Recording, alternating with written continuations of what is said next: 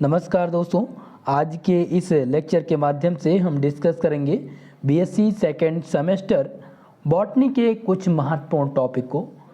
और साथ ही साथ आज की ये क्लास आप सबके लिए बहुत ही ज़्यादा महत्वपूर्ण रहेगी, क्योंकि आज की इस क्लास में मैं उन टॉपिकों का डिस्कशन करने वाला हूँ, उन टॉपिकों को आपको बताने वाला हूँ जिनसे लगातार प्रश्न आपके एग्ज़ाम में इस बार पूछे जा रहे हैं। तो केवल और केवल आज की इस क्लास में हमने उन्हीं टॉपिक को चूज किया है।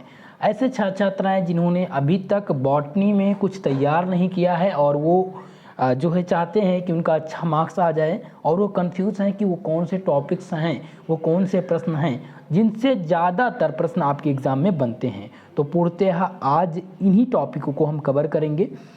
तो चलिए दोस्तों, क्लास को स्टार्ट करते हैं। ज़ोरदार तरीके से सभी लोग वीडियो को लाइक शेयर कर दीजिए। और क्लास के प्रारंभ में मैं आप सबसे एक चीज़ और बताना चाहूँगा कि अभी तक आप लोग की क्लास स्थगित कर दी गई थी कुछ टेक्निकल इशू या टेक्निकल कारणों की वजह से, लेकिन अब आपकी क्लास नियमित संचालित की जाएंगी। अगर आप अवध यूनिवर्सिटी के छात्र छात्राएँ हैं, क्योंकि अवध यूनिवर्सिटी का इस समय एग्ज़ाम चल रहा है रिटन पैटर्न पर, तो उनके लिए ये क्लास खासकर बहुत ही ज़्यादा महत्वपूर्ण है। चलिए उन टॉपिकों को डिस्कस करते हैं, वो कौन से टॉपिक्स हैं। आज की इस क्लास में केवल और केवल 15 टॉपिक को मैंने चूज किया है और इन्हीं टॉपिकों से इस बार प्रश्न पूछे जा रहे हैं।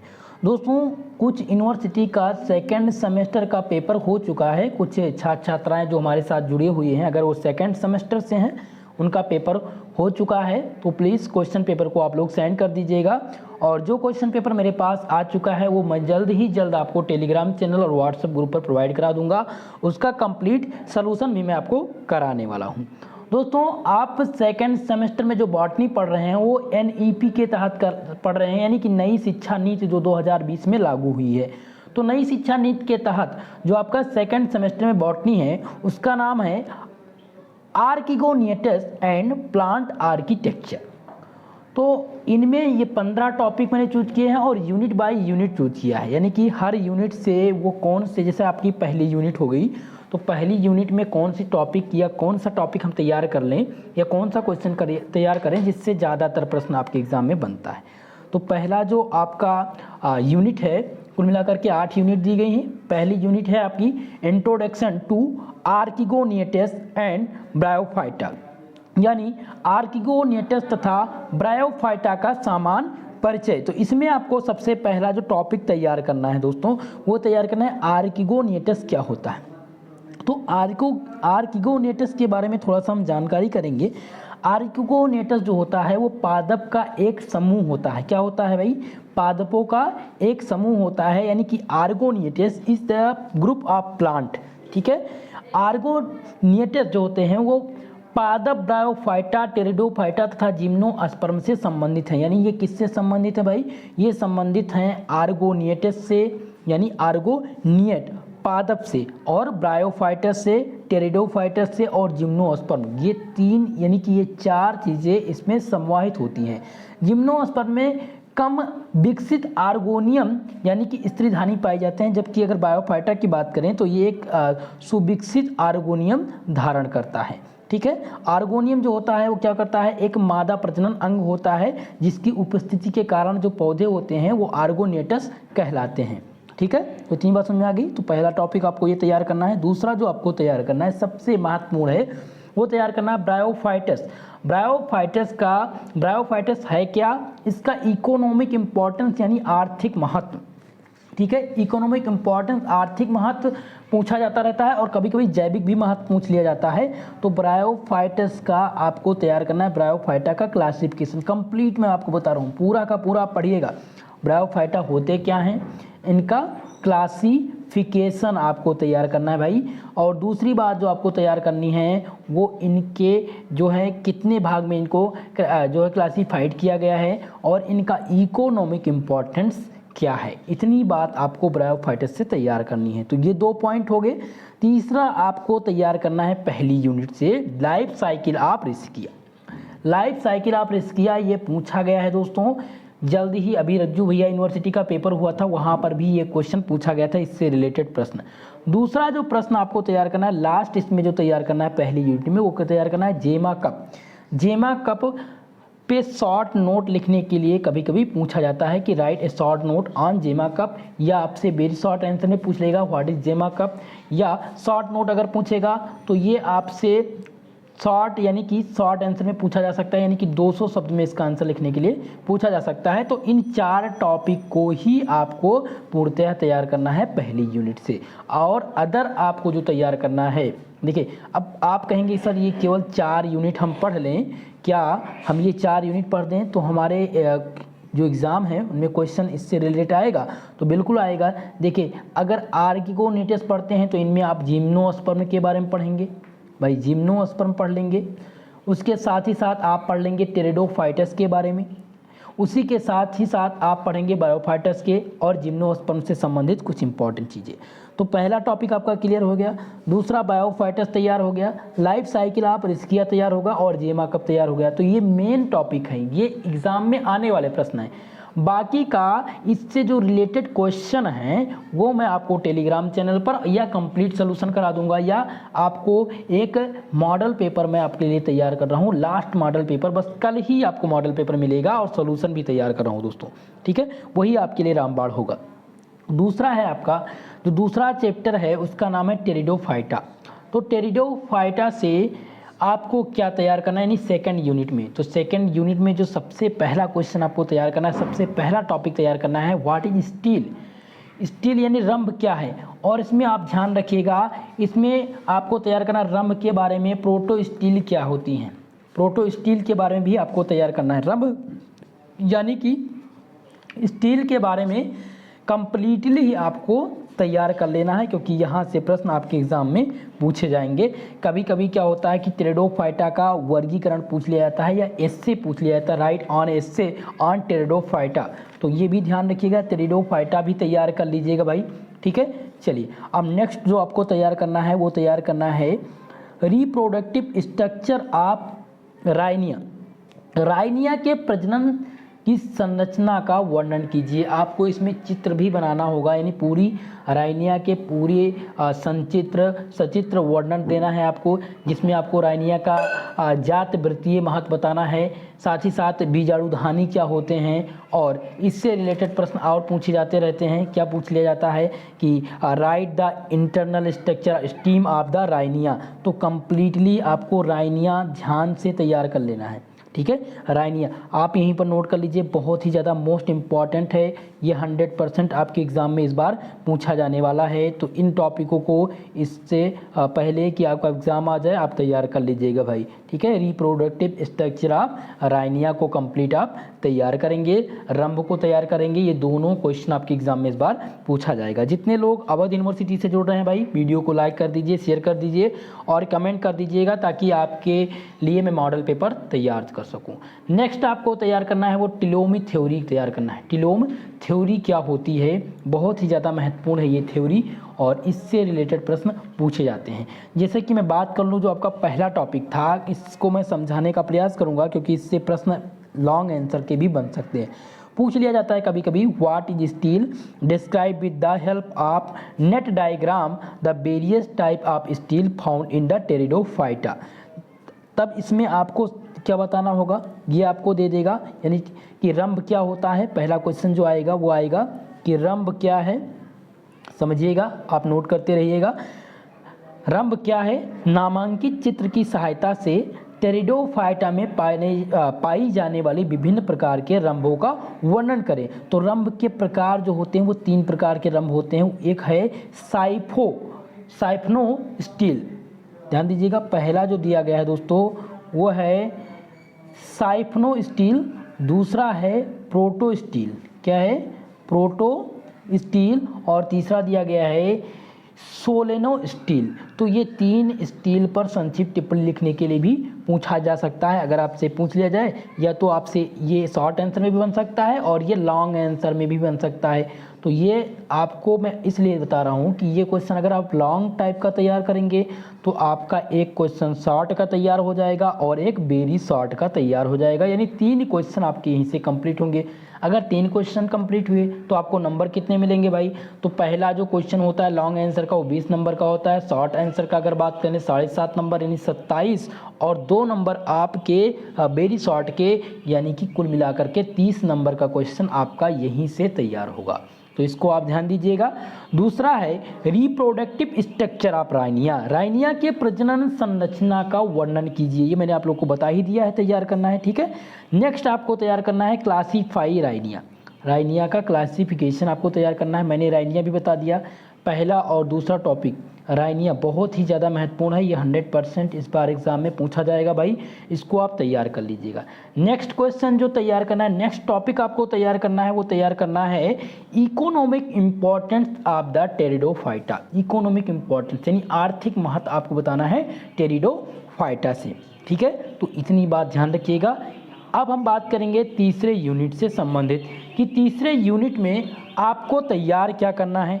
तो तीसरा जो यूनिट है उसका नाम दोस्तों क्या है? नाम है जिम्नोस्पर्म। जिम्नोस्पर्म से क्वेश्चन आएंगे और मैं वही टॉपिक को बताऊंगा जिनसे रिलेटेड प्रश्न इस बार पूछे जा रहे हैं भाई।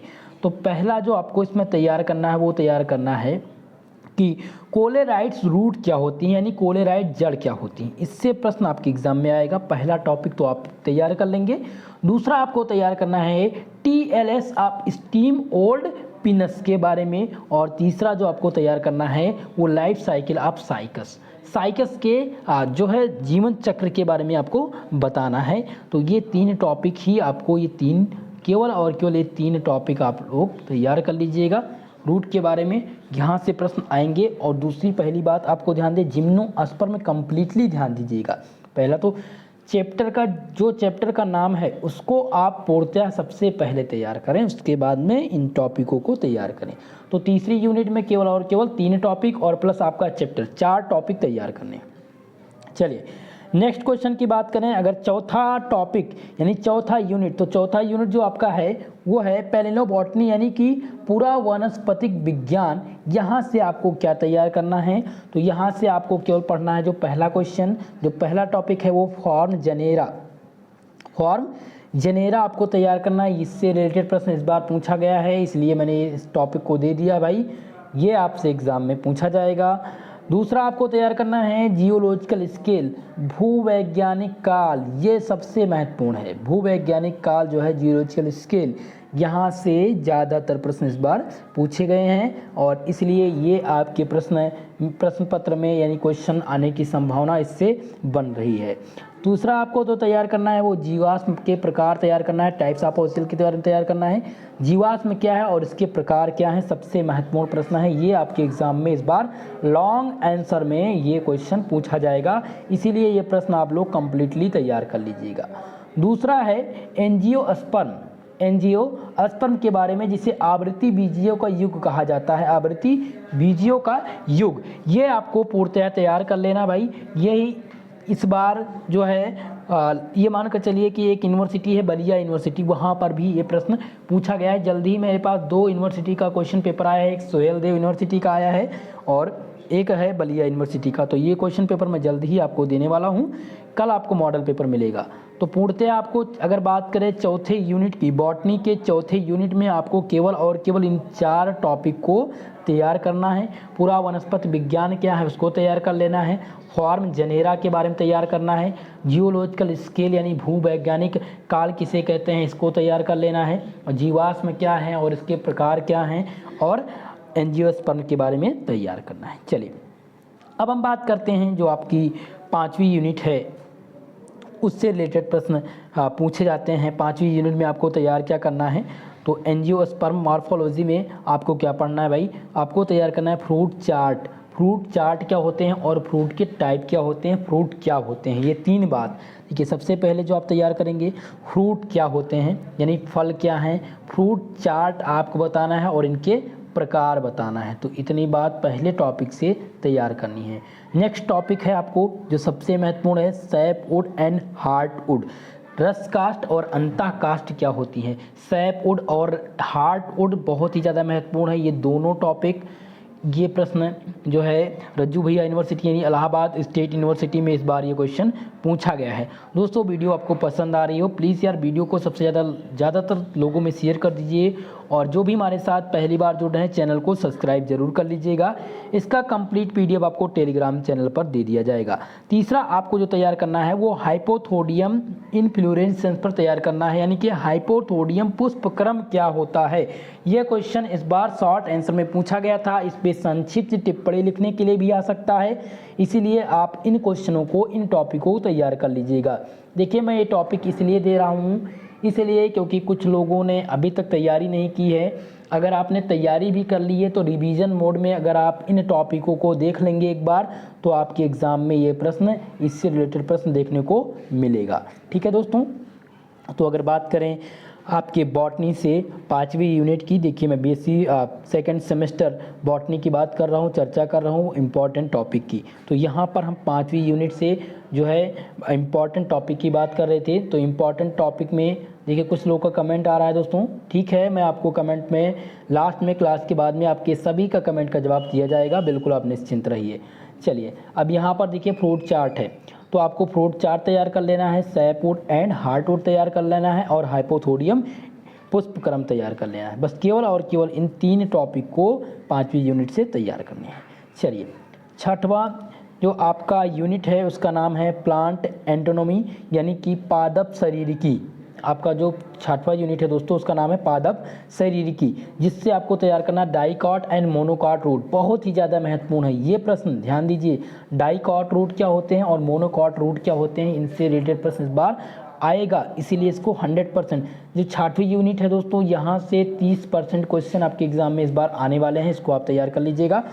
जो इसमें आपको क्या तैयार करना है, डाइकॉट और मोनोकॉट रूट के बारे में, जड़ के बारे में तैयार करिए है। दूसरा है कार्टेक्स क्या होता है, कार्टेक्स पर संक्षिप्त टिप्पणी लिखने के लिए आता है या एक आपसे वेरी शॉर्ट में भी पूछ लिया जाता है।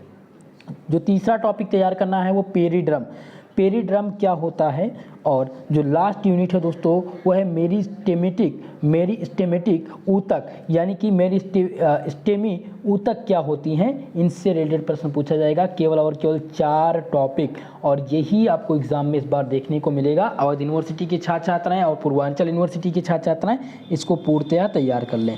चलिए 7वां यूनिट जो है आपका दोस्तों उसका नाम है रिप्रोडक्टिव बॉटनी यानी कि जन्नात्मक वनस्पति। तो जन्नात्मक वनस्पति में आपको क्या तैयार करना है, इसमें आपको तैयार करना है पहला पॉलिनेशन यानी परागण क्या होते हैं।